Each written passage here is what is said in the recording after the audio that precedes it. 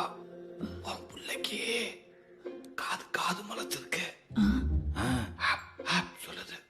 நாம பேசுறது அவனுக்கு கேட்கும். அப்படி நான் தான் பேசுவேன். பேசு. என்ன பெத்தாரே, உள்ள என்ன பண்றீங்க? உள்ள தனியா இருக்க பயமா இருக்கா?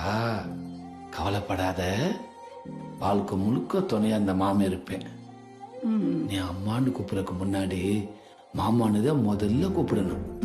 உன் கழுத்துக்கு செயின், இடுப்பு கருணா கவுரு, கைக்கு காப்பு, காலுக்கு கொலுசு எல்லாமே வாங்கி கொடுக்கறேன்.